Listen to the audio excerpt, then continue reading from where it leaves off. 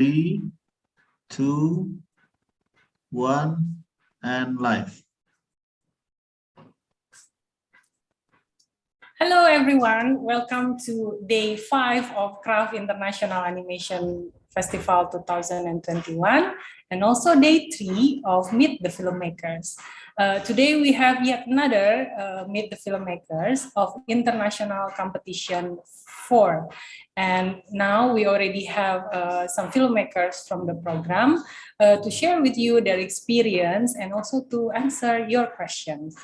I'm going to inform you that audience who are in the Zoom meeting room and also who are in the YouTube stream, who are watching now from the YouTube streaming, can ask question.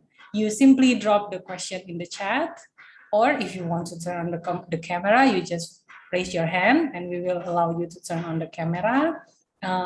You can even ask question in Bahasa Indonesia, and I will try to help you to translate to the filmmaker the meaning of your question. Okay, shall begin the conversation. Welcome everyone. We have welcome Kaisa Pentila from The Landing, from the film The Landing. Hello. Also welcome Frederic Stu from the film The Chimney Chef. Hello, thank you for having me. You're very welcome. Also welcome Dominica Wilkos from The Elephant. Hello, thank you for having me. Very welcome. Hello, Jiwon Choi from the film The Isle of Trashes. Hello, nice to meet you, everyone. Nice to meet you too. Okay, also, hello, Yi Yang Sun, or we can call her Yi Yang. Yes, Yi Yang is filmmakers of the film Tatata. Yes, the very first one. Oh, congratulations. Yes, thank you. Okay, and also welcome Divakar Kupan, joining us from Chennai, filmmaker of The Fox of Palm Grove. Hi everyone. All the best for the session. Okay, thank you for joining us, Divakar. So my first question, before we receiving question from audience, for each filmmaker is how is the history of why you are making your film? We know that sometimes filmmakers have personal story and then they create films. How is yours? Maybe we can start with Kaisa. Thank you. The story of my film started in 2015 when there was a lot of refugees coming to Europe, and it was like well, it was a big issue here, and I was really like not feeling very good about how people were receiving the people who are coming, and like how it's so difficult to see the immigrants or the refugees as humans. They were like rather seen as another species. That was the beginning of my story. Yes, it's interesting because I don't know if it is social thing, because when I watch your film, I wonder what the metaphor for. And now that you're telling it's like immigrants. Now I kind of get it. Oh yes. Okay, now that you're talking about it, have you shown the film to any immigrants? No, I haven't, or I don't know if any refugees or immigrants have seen it. I know it's been screened in quite a few festivals in the Mediterranean area, which I understand because there are lots of immigrants and refugees coming over the Mediterranean to Europe, but I haven't received much feedback from the film. Like I don't know what the audience how the audiences are reacting, because obviously it has been quite difficult to travel lately. So I couldn't have gone there myself. Okay. Okay, thank you, Kaisa. Thank you. Now maybe we moving on to Frederick. Frederick, your film is talking about a very important issue of climbing boys that was apparently happening during the 19th century. Can you tell us how was the story until you decided to make this film? Why is the issue is important for you to be addressed? And why is it in animation? Okay, so it's almost 3 questions, right? In one one question. No worries, I try. I think the beginning of the film is it started like when I was very small, and at my grandparents' place they had a fireplace in their house, and I think the house is very old, maybe from the 19th century, maybe from the time I'm telling in the film. And so in this fireplace there was a little bird one day falling down in the fire and flying around in the living room. And for me, that image that stuck in my head for a long time. So it's one of those childhood memories that I really kept, and I wanted to make a film always about this fireplace, about the chimney. And so together with a bit of research, this topic came along about this child labor that actually took place inside of those chimneys to clean them up, you know, because in the 19th century it was an everyday item. It was everything happened there in this chimney, in this fireplaces, the cooking and the socializing, everything. So it was like the main place of the building, and so it had to be cleaned quite often. And so they used those little children because they were the only ones that fit inside of the chimney. And so this is like a very horrible and long going topic. And it's not only in the 19th century, it was also before. And I thought, why is this important today? Because it was so visible. It's so visible for everyone, the exploitation of kids. And today we don't see it anymore, but it's happening all the time. So when we look at our products, our everyday products we use, you know, like smartphones and everything, sneakers, I think it's hard to say how and how much child labor is involved, and you cannot see it anymore. And this is very different to this chimney place where you had it on a regular basis. You could see it and you exploited someone to do it. And so I think the connection for me was interesting, because also in my childhood memory, this place, I looked different at this chimney after doing the film, because thinking about what could have happened in this house back in the time, the very same place I was sitting as a kid, that was a very strange feeling for me. And yeah, I think the film came together in this moment.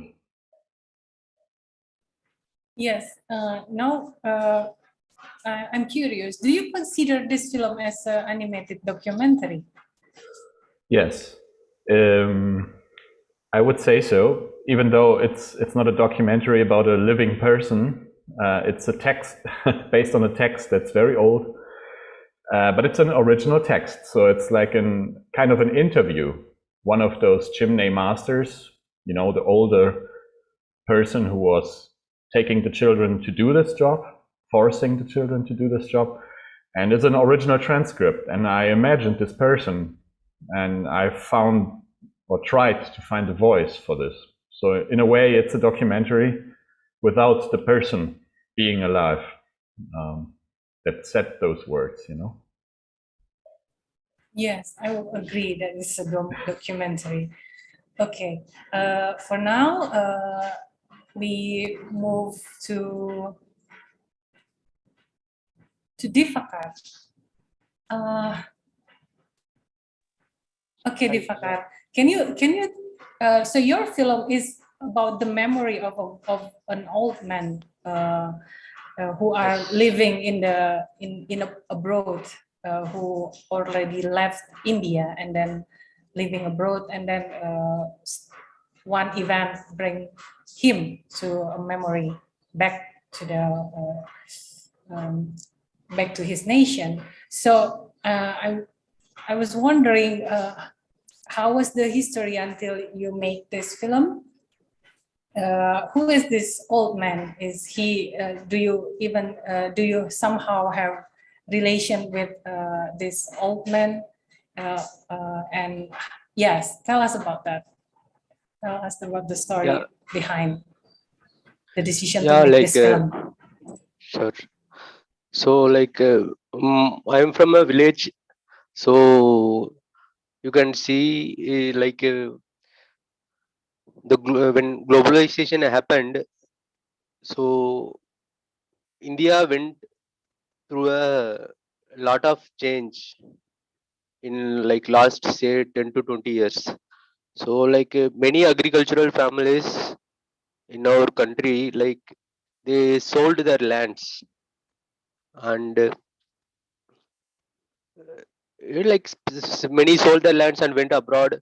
Some people sold their lands for higher education, for the education of good education for their kids.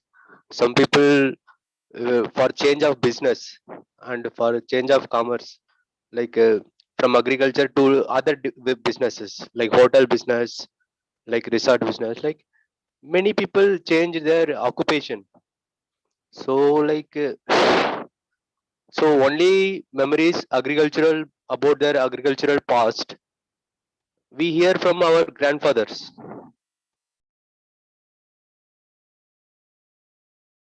Wait.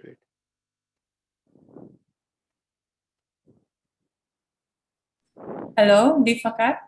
Yeah. So also only possibility for us is through our grandfathers. Like our grandfathers were in the agricultural occupation, and their lifestyles were totally different. So the only we saw very last few years, we are I last few years of their agricultural occupation. After that, we sold our agricultural lands too. So that is a thing I want to portray, like how this shift happened from a country where it was more than 90%. It was India. It was full of agriculture. It's an agricultural country, and many Southeast Asian countries are where also agricultural countries. Yes, So, true. but yeah, but the shift happened, and now that lifestyle is totally different. So I want to bring out through that character is my grandfather. So my grandfather, he was alive when I was making that film, and he used to tell a lot of stories, like whatever they witnessed in their agricultural experience. He used to tell me. Some I have seen, some I haven't seen. So even the fox and all, uh, they used to come around our hut back then. But nowadays, we don't see any foxes in our village. So they went into, due to the change of landscapes, they went far away into forest areas. So that is what now my grandfather passed away 6 months, 7 months before. So even in the film, and I mentioned it towards very last years of my grandfather, I made this film as a tribute, and I showed it to my grandfather. That was one of the beautiful memories. he loved it, and it's a tribute to my grandfather. And yeah, that's what. Yes, I'm sorry for your loss, but also No, he died happily. No regrets. okay. And also, it's a great thing that he watched the film tribute to Yeah. him. Not many people can do that. Thank you, Deepakar, for sharing that story. It's related to the film, but it's very personal and beautiful. Okay. And one more Well, thing, like mhm. I like the Frederick, what Frederick told about his burning bird. Like that was so beautiful. Like yeah, I can totally relate to you, Frederick. Yeah, that's. Thank you. Okay. Thank you, Deepakar. We will get back to you. Now we move to Dominica with the film The Elephant. Dominica, this film is very interesting because it's talking about issue of disability, right? And I wonder how did you how was the decision to create this film, and also how do you put your perspective to people with disabilities? Okay, that's my question.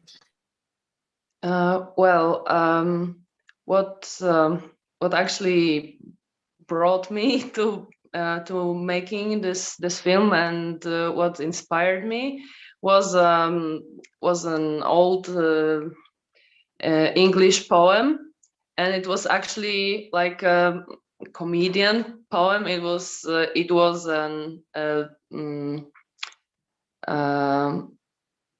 it was kind of a poor nonsense poetry about those people who wanted to explore the elephant, even though they couldn't see him. But I found it very exciting to like trying and finding the way of showing their experience, and like, of course I wasn't showing, I was just like imagining how can they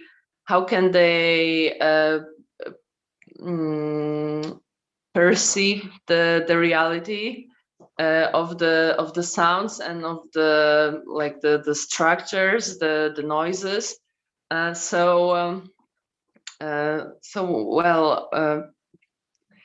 One thing that I should have done maybe, but I didn't make it yet, was to try to actually maybe like an audio description for people who can't see, so as they could actually see a film and that they could like relate to it and maybe give me some feedback and how they feel in like how accurate do they find my way of showing their experience. And maybe actually could you maybe like direct me to the main thing about your question, because I feel that I made a big like a loop and I I don't know what to talk about now. No, it's all right. It's actually because, all right. Yes. Okay, fine. Because yeah, I happen to be quite distracted this morning. Yes, because yeah, my dog really didn't want to cooperate today. Well, okay. So what was especially important to me was the music and the sound. It was extremely important. So I was very glad to find the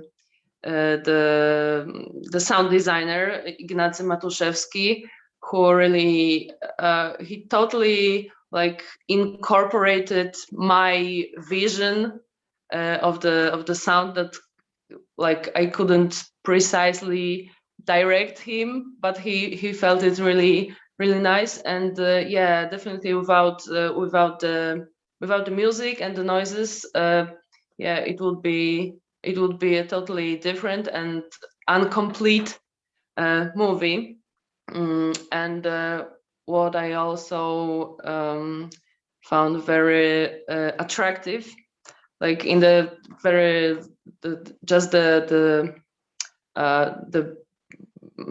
making of the, like in the process of creating all the frames, was that I was exploring the materials with my hands, and it felt very different from anything that I used to do before. It was like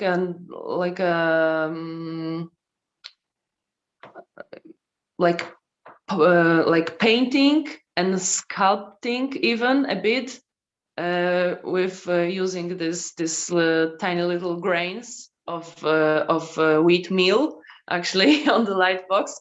So yeah, so I felt like I could relate maybe just a little bit to the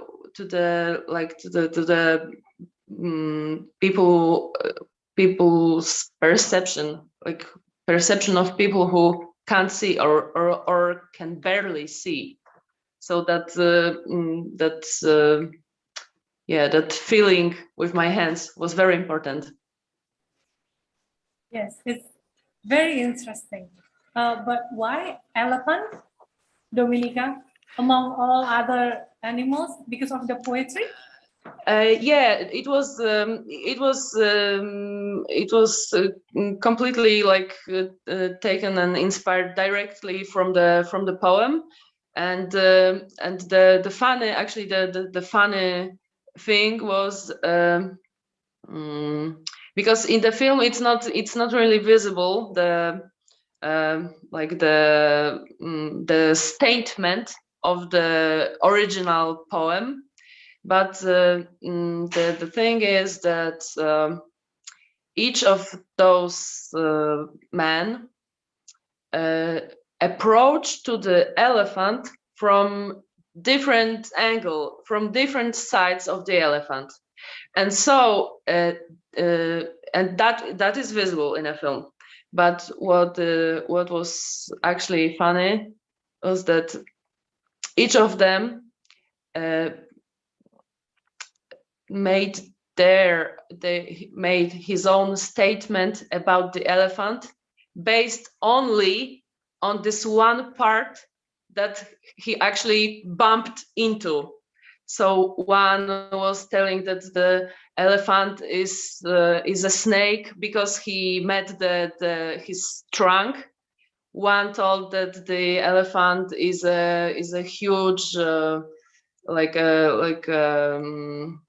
tam because he bumped, or a wall because he bumped into his side on the back, the back side of the elephant. Another one met because in the original poem there was like 6 men actually, so each of them meant like the ears and the tusks and the leg and the tail. So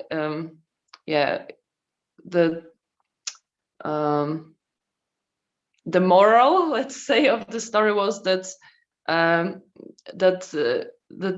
people have sometimes a very narrow, like a narrow point of view, and still they make a statement about the whole thing, about the whole, like the whole complicated problem. Oh, okay. Yeah, now I get the metaphor. Thank you. Yeah, sorry, maybe it was quite a long explanation, but yeah, I tried my best. Yes, thank you. Thank you very much, Dominica. You're welcome. Will talk more about because it's very interesting, the technique, but we will move to the production later. I will get back to you with that. Now, let's hear. Now we're talking about people with, now that we're talking about people with disability, Yi Young Sun right here with film Tatata is making a film about something that, well, I would like to thank you also, Yi Young, because if I'm not watching your film, I probably would never know about the Marfan syndrome. So can you tell us the history of this? Why do you make this film? How is this syndrome related to you? Okay. Okay. Hi everyone. Sorry, and it's about almost 6 p.m. in Shanghai now, so it's a little bit dark. No And problem. so Yes, I see you do this perfect. film because I went to Austria to attend the Special Olympic Festival as a volunteer when I was still in my high school.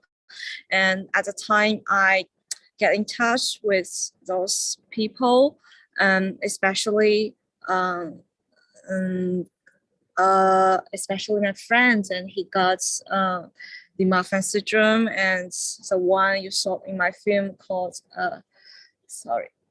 contrapsy, the CIP syndrome, and the three of them, and they're all my friends. And after I come back to the college and I study the animation, and this kind of experience just come into my mind, and I think that maybe I need to do something to do this kind of documentary animations to let them talk about themselves and let more people know about them. And I think they're a little bit shy of showing themselves in front of the real camera. And I think that animation is a very good way to help them to let them speak out. And I make the sculpture by myself, and I redesign them with my friends. And I'm mapping the animations again on the sculpture and to represent the whole films again, hoping that everyone can get in touch with their emotions and their experience about their syndrome and their life. So I think it's all began with my special experience in the Special Olympic Games. So you, from all of the stories, there are 3 stories, right? You have, Yes. You know personally of these 3 peoples. They are Yes, your yes. friends. Oh, so Yes. have they watched the film? Yes, definitely. So at first How I were their decided, reaction? yes, shoot the film, but I found they're not so nature to show themselves in front of the camera.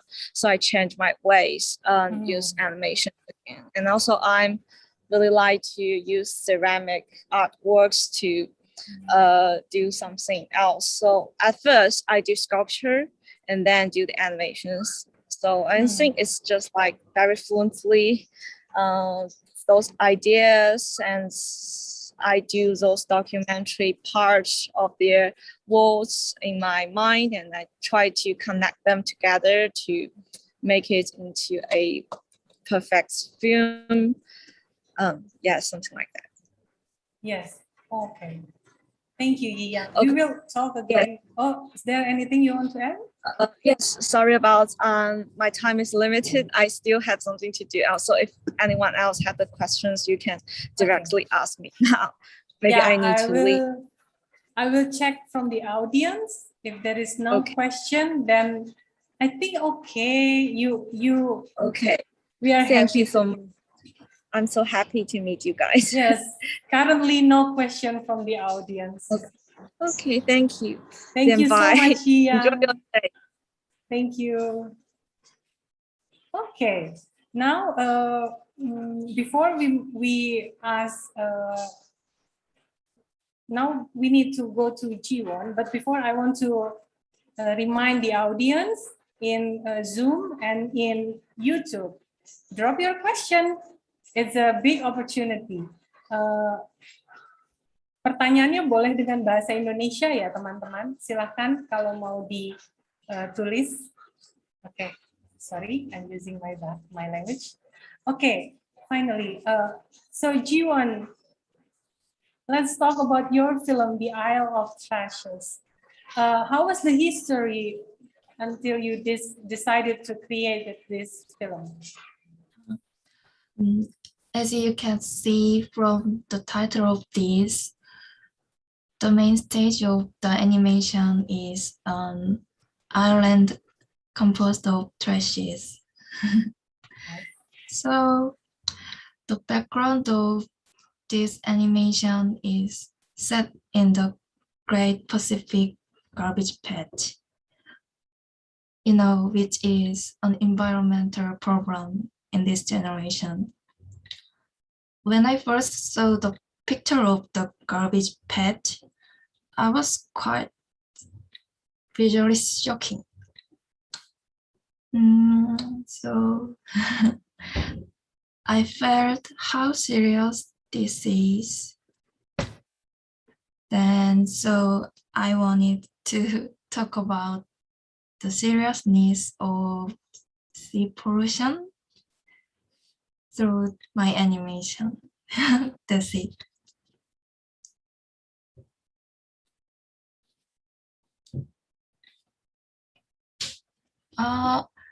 Tony, your mic is off now. Sorry, I forgot. So in your film, there are some perspective. The perspective of the trash, the perspective of the human. How do you come up with this idea? And also there is there's a ship. What is it? I don't know what the name in English is for when you're vacation in the ship. Can anybody help me? What's the name of this ship? I don't know the name, but it's just a ship. Okay. Yeah. Why do you come with this perspective? Perspective of trash and human, and also fishes, right? Yes. I just wanted to say in perspective of various objects. I'm not good at English. Please don't ask me difficult questions. Sorry. I'm sorry. Okay. Yes, we get it. It was short and we get it. Thank you, Jiwon. We will get back again to you. Hopefully, I can make it easier for you. Okay. Now, guys, I'm going to ask about production. How do you make the film? How long did it take? You probably get this answer every single festival, but yeah, we're still curious.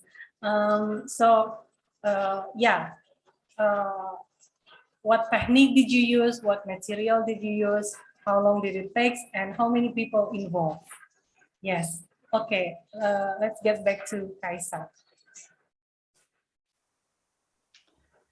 Yeah, I shared some photos with you yesterday. If you want to show them, feel free, about the making of the landing. Oh, yeah. Let's play them. Yeah. So this film was shot 2020, which is like during the Corona lockdown. We were quite lucky because this was shot with a very small crew. There were only 3 people in the set at the time, so it was possible to organize this. These are the opening titles. I wanted to make these kind of titles that you can turn, and they are the same pieces. And then here's the set designer building the set. It was a mess, and yeah, I wanted to make all the tricks in front of the camera, and I think it's really cool to think about all the ways to how to solve these problems. This is the rain. Like, there were many layers of rain because we wanted to shoot it while we were shooting the whole film and not add it afterwards.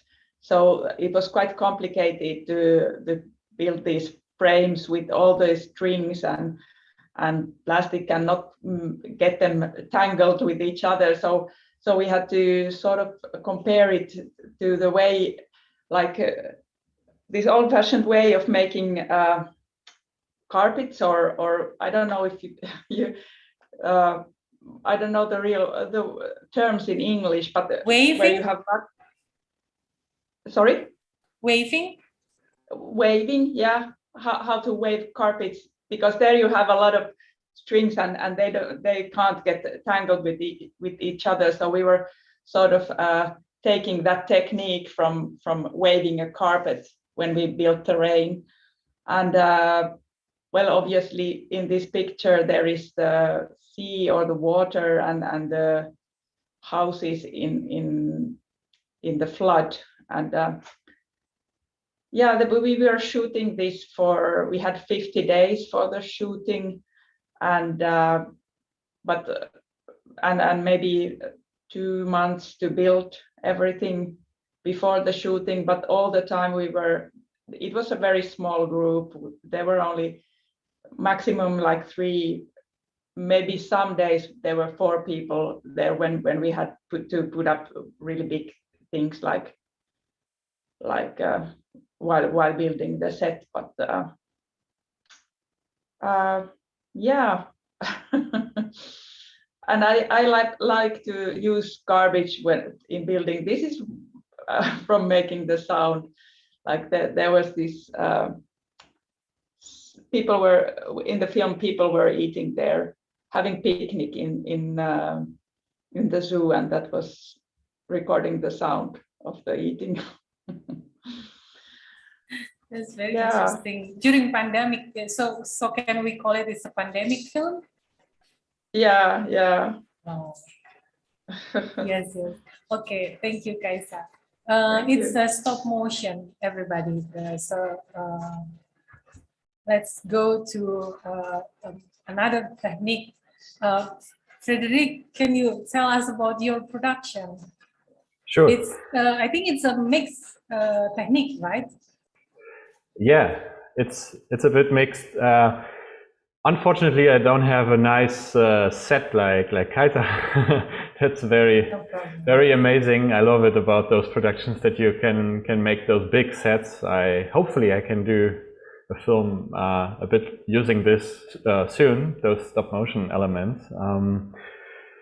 But for me, it's like totally flat. It's 2D animation with some different artists involved. So we worked 3 artists, me and Rebecca and Alba. And so you can see in the film also different styles were approached. And the bird, for example, is done by Alba. It's her own way of drawing the bird. The little boy was done by Rebecca. So I tried to give them their own character. So the whole character could be worked out by a single artist. And so for me, I was like doing everything else actually. So some of the yes, I all arranged it together and built the whole world and the animation of different parts, but the design mainly I was happy to not have it in the same way. So because it's so different, so different views. They're coming from a whole different world. So the bird is coming from the sky, and the boy is coming from the ground up, and they are meeting in the chimney. So it's for me it was important to make the clash as big as possible. And also when you look at those chimneys, they are horrible places. You know, when you ever looked into an oven or something, it's like this black stuff which is stuck on the walls, and this is so poisonous. So those kids who were pushed into this, they often died because of cancer in a very early age because of this suit. And so I used this suit to draw it. Then, you know, like in form of charcoal pencils and those coal bricks. So this is the basis of the lines, you know, of the black ink. It's not ink, it's charcoal. And yeah, it was colored then afterwards with the help of 2D software, 2D Paint, and everything else is based on those charcoal scans, and it's very analog. And those components together, yeah, built the film. So and the background was paper scans from this old book I used, you know, where all the research come from. It's a very old book. I managed to find a very old copy of it and made those scans to have the paper background, you know, where everything is drawn onto. Oh, thank you, Frederick. Because it's like a trivia that what you just said. Because if we watch the film, we would never know that the background is actually the book from the research you did, which was the sort of a witness of the events, right? Yes. Well, it is a documentary, but a strong documentary. Thank you. Yeah. Now we move to another technique, painting on glass, Deepaka. You use painting on glass, right? Hello. Yes. We can hear you. So yeah. Tell us about your So production. so it was my student film. So it was my technique. I am a big fan of Russian animator Alexander Petrov.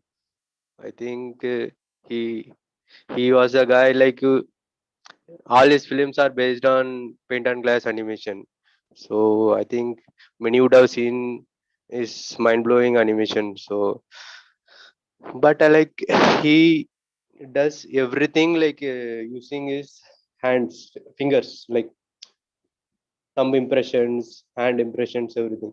So I want to like don't want to do the same technique as Alexander Petrov, but like I use the same paint and glass technique, but a different paint I used, and I most of the places I avoided using fingers. I used impressions from sponges, impression from like cottons, impression from clothes. So I used most of the time like this technique is like impressions on using paint on glass, but not with fingers. So even the set I constructed is like the movie is mostly like one man show only. Like we didn't have any, I didn't have any crew and all. Like so, in my college there is a garage. So in the garage there were some discarded glasses. So I use I those think we have glasses. behind the scenes pictures of, right? Can we play So it, Hiskia, the yeah, behind the scenes of the Fox of Palm Grove? yeah. So those are like some very minimal. Uh, so there were like 3 layers of glasses, which are divided by cardboard, and that can be like opened and closed with a hinge, so that like so that I divided like the background for one glass and midground for another glass and character for another glass. So there are like there is one more glass. So with the 3 glasses I approached this, and everything the effects everything were approached on camera only. Like only in few places I tried adding layers in the post, but many of the effects in the film were achieved on the set only. So this is like uh, the budget of the film, you won't believe, it is less than like $30. Less than $30 I did the film like using DIY techniques. So but the fascination everything was like I was available to lot of since I was from design college, there were a lot of material that was discarded in the garage. So I reused and recycled those materials.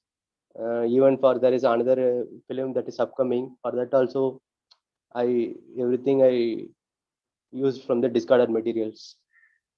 Yeah, it was a very good experience, and I like um, the huge set constructed by the Kaisa. So that is also very mind blowing. Like set she did.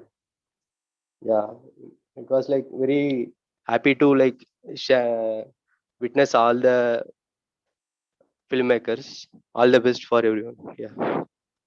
If you have any questions, you can ask. If someone has any questions.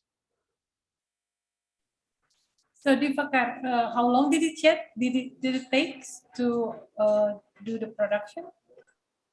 So for the production, I like what to say. I did the storyboarding in like 2 weeks. I completed the storyboarding, but for the production, it took like around some 90 days. So 90 days continuously, like I was working like yeah 90 days. The film is completed in 90 days. 90 days, like 3 Yeah. months. So yeah, even the sound post production, everything I used only the sounds from freesound.org, and Yes. some friends have like used helped me in humming, but this is most of the work is made from free sources. Yeah. Okay. Next, the Dominica. So you already mentioned about the techniques. Can you tell us more about how the productions? Yeah, voluntary. As I said before, I wanted to incorporate the touch, the feeling of touch in my technique. So it was quite a long process until I actually found satisfying effects. And also I was very strongly inspired by Caroline Leaf's animations, the if I'm right, Canadian animator. Caroline Leaf, and also with this painting and the sculpting in modeling clay in plasticine. I borrowed that technique from Koke Ryobo. Maybe you know his films. So and also it wasn't only like two-dimensional, like on the wheat meal on the light box. Yeah, and I'm so sorry that I didn't manage to send you those making of pictures. It would be definitely better to see it, but yeah, sorry. That's okay. That's okay. Well, I also used some some objects, that I I wanted to add some more depth to the picture. So I was like using some, let's say those hands, those gloves that were stuffed with some foam to make like a puppet hand. And also in the intro, I used my own hands. They were actually shot, and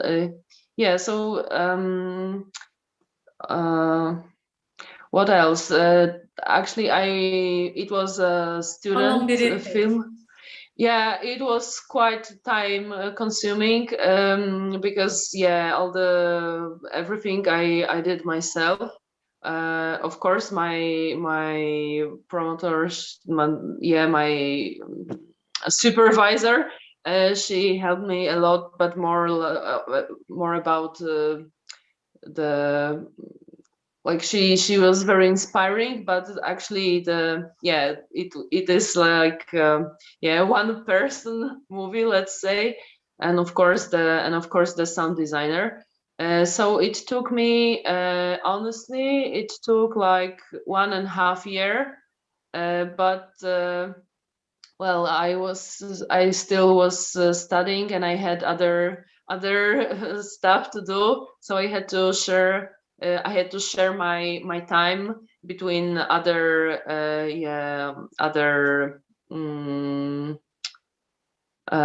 subjects.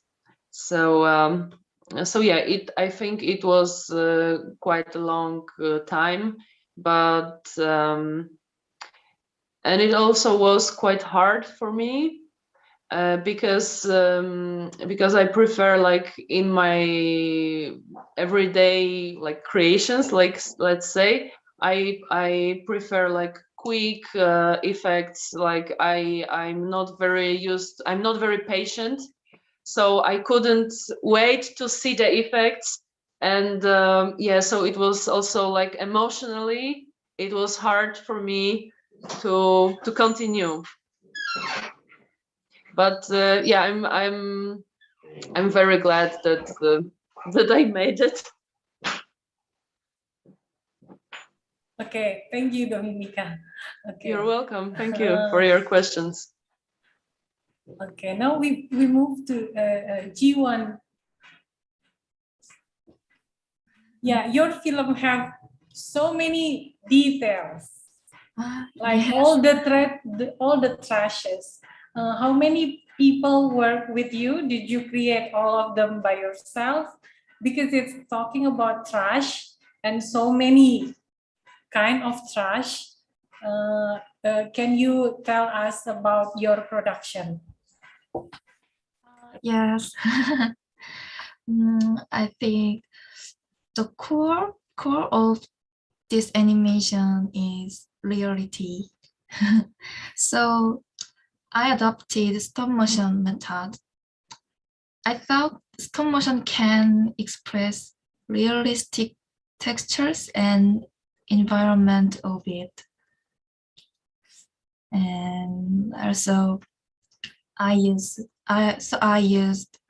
actual waste in the production. This way is effective in emphasizing the theme of work. So because various objects will look as if the trash island is real. So I've been looking for all over the place to collect as soon as possible garbages of various materials. And when it comes to production period and steps, actually I'm still college student, so I major in theater design. So some of my classmates are really good at making miniature models. So I contacted to my friends who like animation and want to make it. Almost 9 students. And it takes 6 months for make this animation. What about the story? How long for you to create the story?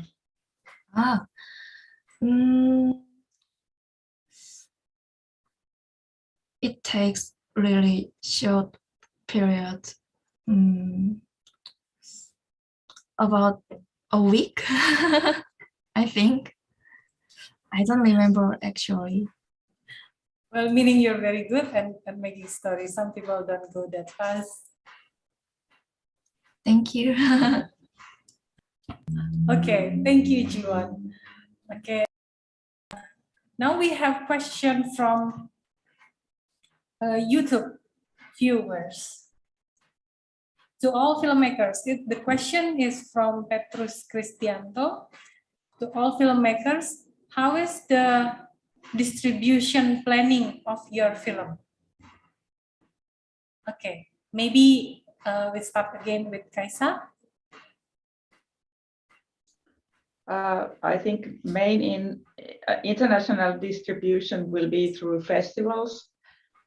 In Finland, it will be in television, and eventually probably online somewhere. But yeah, that's it, I think. So can you explain more, because this is not something we have a privilege here in, at least in Indonesia. You mentioned it will be on television. Is there any kind of program for short films to be in television? Yeah, the Finnish national television has this kind of slot for short films, and they have also been financing the film, so they sort of buy it in advance already, and that's like make it possible to make the film.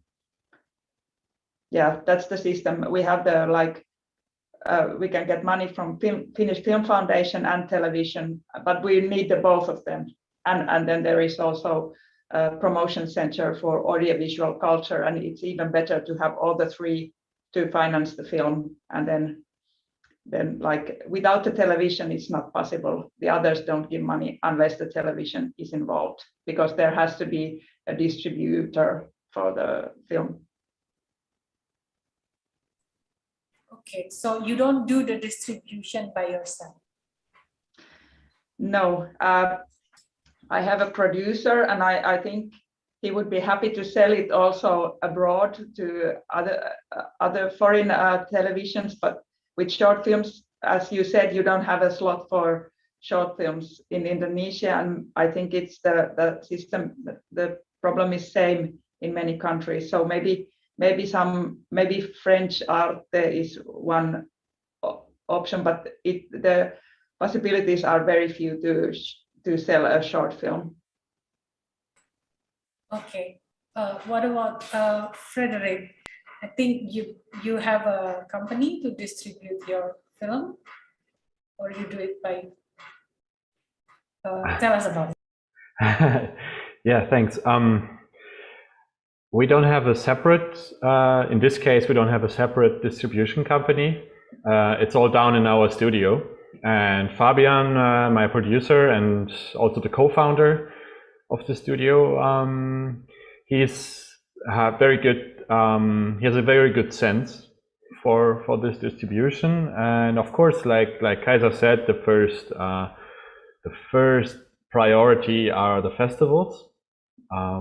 Cinema, there is almost no way to do it. There was a time, at least in Germany and France, where you could have the film run in cinema before the big film comes, you know, like a short film before the main show. That disappeared in Germany, unfortunately. So what stays after festival is, of course, television. We are quite experienced in putting the shorts up to a television deal, but it's not really a big deal. It's not a money deal or something, so you cannot really do something. It's more like a little fee, and then it will be on television if you do it afterwards. And if you are lucky and you are one of the few productions that can co-produce with a TV station, then of course it's set, and then this is even the best case, but it's very rare. Still happens, but in this case not. So it's like a film funded by the film funds in Germany, and so the priority is festivals, probably a little TV license for a time, like Kaisa said, at Arte, the TV station, French-German TV station, and there is of course online. So there are a lot of requests for online, and still like a very Wild West situation, and you have to take care of the the distribution rights so that when you put it in one stream service, it doesn't exclude other possibilities to screen it, because yeah, it's very difficult for shorts. So you have to, usually you do it probably in Vimeo. You get a little feature or something, a stuff pick or so, and then you can go on demand before that happens. So there are little strategies to do it. But it's quite hard for a short to be exclusive after the festival run. So usually we just make it free available after the festivals. Okay, thank you, Frederick. What about Dominica? Give me one second, if you don't mind. That's okay. We can go to Divakar yeah, first. maybe. Oh, great. That would be great. Thanks. That's okay. What about you, Divakar? How is your distribution plan? Or you're not the one who Yeah. are doing it?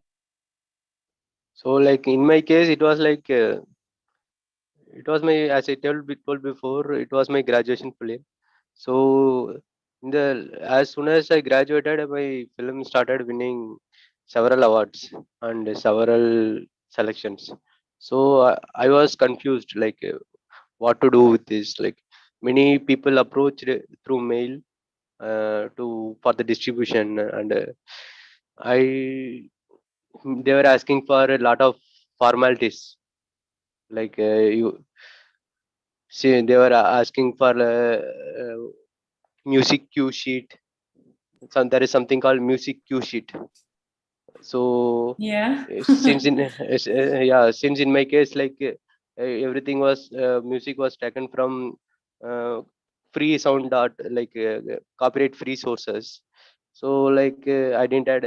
I told them like there is no copyright issues, like so like they, so many deals went down. That's what and even from animation show of shows they contacted, so even that didn't come together.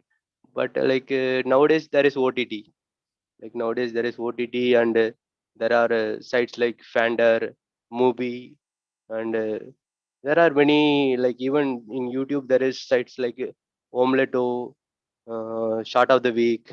So many sites are there. Like I tried applying there too, like but it is like then I found out this is not the distribution is not the thing for me. Like since like I am, yeah, just my career is just starting. So in this phase, like I should not think about distributions. I thought that is the right thing. Like I drew inspiration from people like Koji Yamamura-san and all. They have their own YouTube. Yamamura, they have their own YouTube channel. They have been like doing for several years already, and he's like publishing in his films. Besides the distribution, in his finally end of the day, is publishing in his channel. So it is about for the young filmmakers. I would advise it is first up to like you can see YouTube and Vimeo as a publishing platform. So you can still if your content is good, if it is creative enough, you can reach worldwide through YouTube. Like you have to, the thing is you have to keep building up your audience. So like in my case, like my content is not a very generic content, it is a niche content. It is a like a very, my target audience is like very like very it's a kind of not very wide enough, like not everybody will enjoy. It's not my everybody cup of tea, it's kind of experimental. So I started like building audience, like I started building audience like for the kind of content for my film, for my kinds of film. So like it is going good, like right people are commenting and criticizing my work. And like my thing is like I like Koji san, like I like whatever films I make, I will upload, keep uploading in YouTube's. And even YouTube, like even if you get better like what to say, like it's a documentation that you can use. Maybe like after some time, like you can when you're good enough to make a feature film, that those feature film, those things, like even Dominic said, uh, in India, like there was short film space in theaters. Before the main film comes, there is a short film. There was short film space before. Even like Germany, like in India also, it was removed. Like nowadays, animation cartoons are not shown in theaters. Even if that was the case, like it would have been the case. But like nowadays, like even animation feature films, like there are very few coming, but they are going to Netflix or Amazon Prime. So like theatrical animation, it requires it, like more planning. Like it depends upon the type of content you take for your animation. If it is experimental and like probably it won't be like pulling many people, so it's a pure business. So if you want to like go for distribution, the strategy is different. The type of content you take, everything falls in line. But you want to go for artistic animation, I see animation as an art. So like I can do business kind of animation also, but for this is something I do for my fulfilling my passion. So I so the maybe in future, I when I do feature films, I'll go for distribution. Yeah, that's it. Thank you, Divakar. It's interesting to see how different each filmmakers doing distribution. Kaisa have a distributor for her film, and then Frederick have distributor who happens to be his own family company. Yes. And then Divakar quite enjoy to build his own audience until probably someday if he have opportunity to create a feature film. Okay, now we go to Dominica. How is your distribution, your film distribution plan, and who does the distribution? Well, fortunately or unfortunately, I'm kind of my own distributor. Because yeah, as I told you before, it's my first film actually. So I was supposed to send it around to as many festivals as possible, but I had to to organize it all myself, of course. Film freeway and stuff like that, it helps quite a lot, but some festivals they're just not there, so I had to make a bit of effort. But and in the future, for sure, after, well, maybe I'll wait like 1 more year and then make the elephant just available online and worldwide, because it will be already quite old, let's say. And and hopefully work on a new film, and then I hope to get to find an institution that would that would actually, like a professional studio that would actually produce the film. There are some programs for young creators, and they make like a call for scenarios, call for projects, and then if they pick my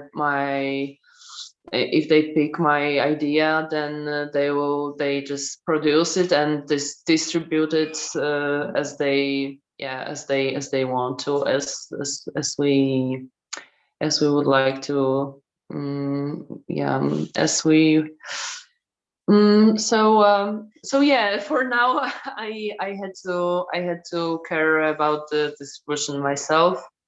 And yes, I'm waiting for my next films to be distributed maybe more professionally. That's my hope here.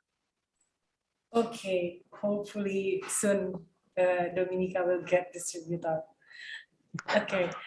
What about Jiwon? Jiwon, how is your film distribution plan? And are you the one who do the distribution or someone else?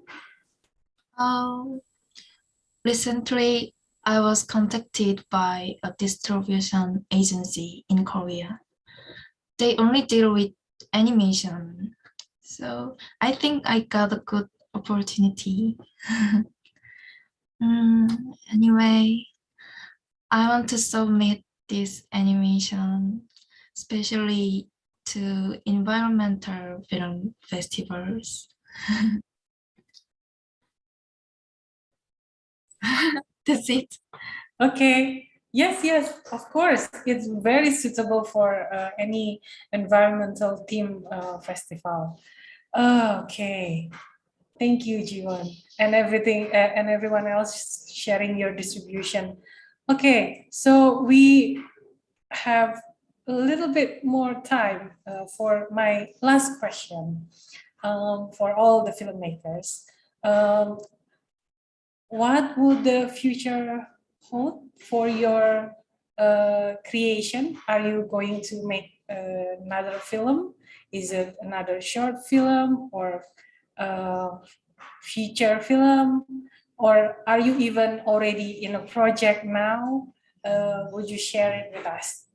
Maybe starting from Kaisa again.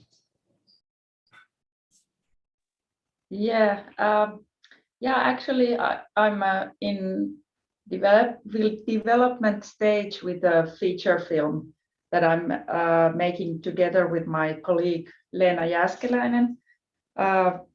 So it's a 2D, like traditionally drawn animation, but the backgrounds are like stop motion backgrounds. And well, of course, since it's a feature animation film, we need quite a lot of money, and not only the Finnish money will cover it. So we're gonna have to. We're looking for a co-production partner in Europe, and we need some European money. But hopefully, the film will be finished in 2024, so a few years from now. But we are hopeful. Wow, looking forward for that. Yes, thank you. Okay, thank you, Kaisa. What about Frederick? Yeah, What the thanks. future holds? The future. Yeah, since you mentioned the animated documentary, this term quite a lot, and I love this genre. It's very great, and I'm involved in some other animated documentaries actually, and one of those is actually a feature documentary, and it hit the cinemas right now. So it was just released in cinema. It's called Lost in Phase. And wow, congratulations, Frederick. Thank you. Yeah, my colleague Valentin, I did the short film with him together, Carlotta's Face, and we did also this feature film together. So it's a hybrid film this time with film sequences and also animated sequences. And there's one other thing. Actually, it's quite different from everything. It's a fictional feature film I'm writing right now, and hopefully it will go into production, and it will be computer CG in combination with stop motion. So finally, I can have this set work like Kaisa. I hope so. Yeah, and this will be a quite different approach than those short film I did. Yeah. Okay. Good luck with the promotion of the animated documentary, and also we hope it will be soon, the production of the fictional. Yeah, thank you. Will it be a feature also? Feature film too? Yeah, it will be a feature. Yeah. Okay, okay. Thank you, Frederick. We look forward for that. Thank you. What about Divakar? What is your next project?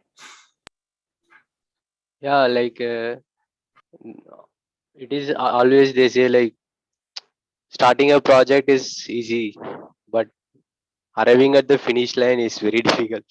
So It's like, very true. yeah. So I sometimes like I start some project and it goes 60%, 70%, and it stops there. Like if it is stopping at some 10%, okay, we can drop it and we can move forward. But there are like two, three projects like that. It has like they have more than 70% completion. But I am getting some time to uh, teach. Like I'm also teaching animation students. So like in the colleges, like as a guest lectures. So like nowadays I'm like for the financial support I'm doing my teaching, and like in the rest of the time I'm working on those projects. Like even last year we worked earlier this year we worked a 16-minute animation with Oxford University, and it is called For Mahesh. So that film is also available on YouTube. And like alongside like one writer came to me, and that Can you writer write like down the title of the film in the chat section? yeah, In the sure, chat? sure, I'll write. So a writer came to my house earlier this year. So that writer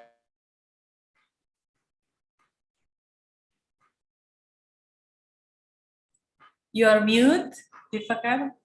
I yeah, call came.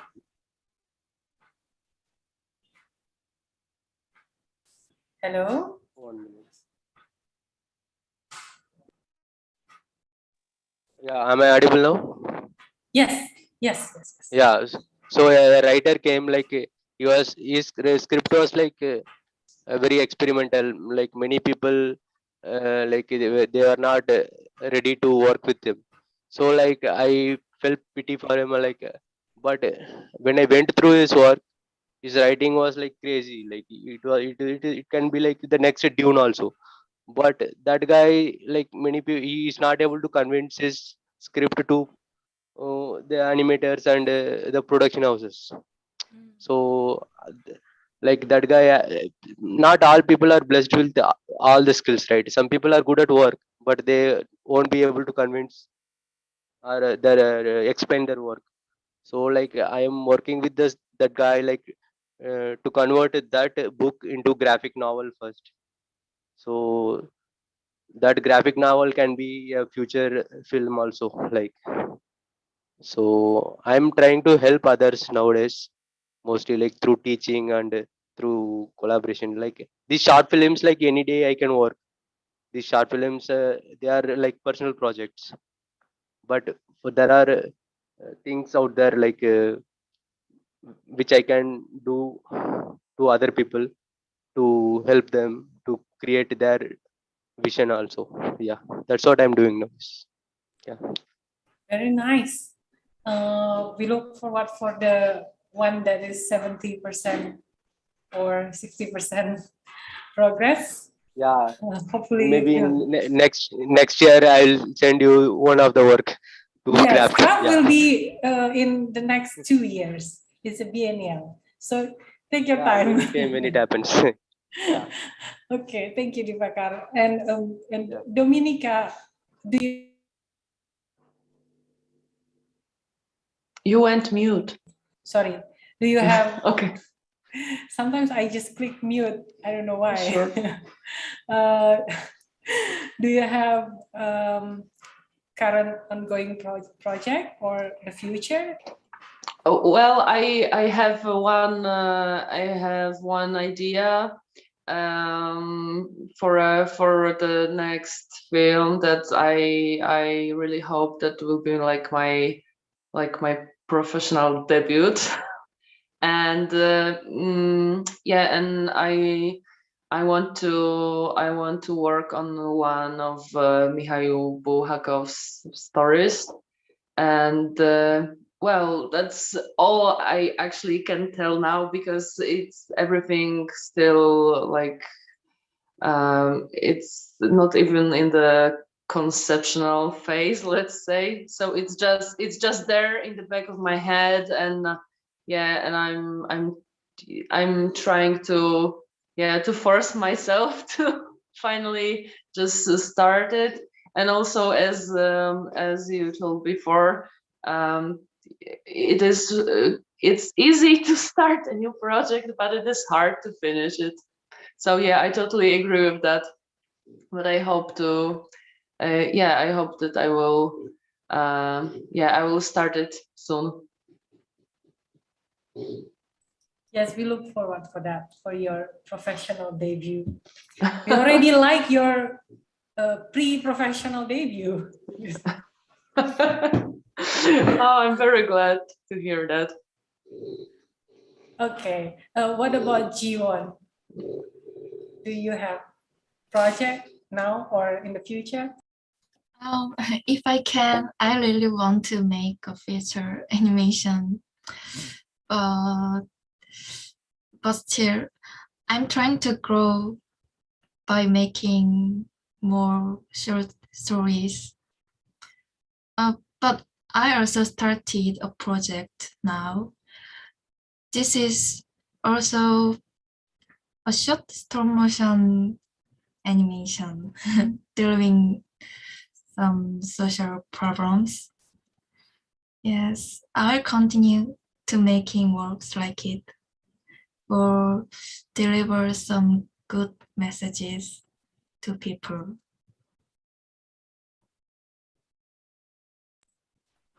Okay, that's it? Yes. Okay, thank you. We look forward. Is it going to be for environmental issue too? Oh, yes, of course. Wow, you're very concerned of that. Okay, thank you very much.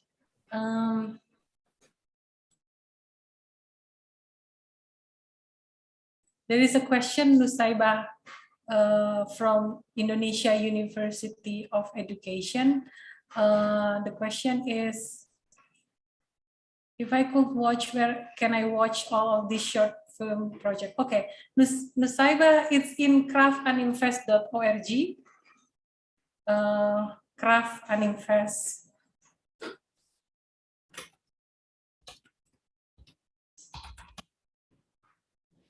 Yeah, all the films will be available for Southeast Asia region.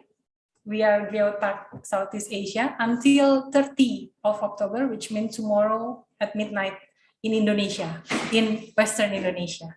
Thank you for the question. Well, we are at the end of our conversation.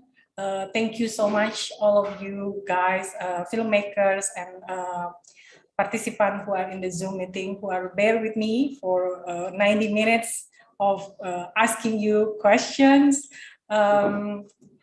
We are very happy to have you here in the discussion, and we really learn a lot from your production, your distribution, and pretty much your whole process of doing films that we now able to enjoy in our festival.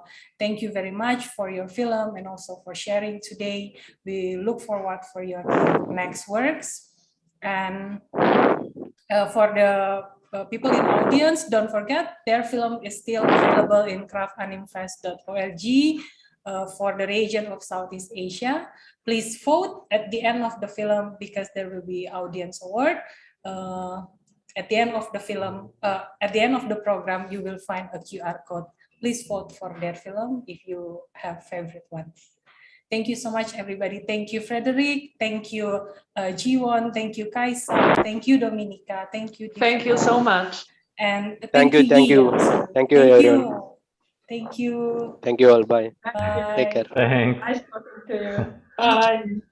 Bye bye.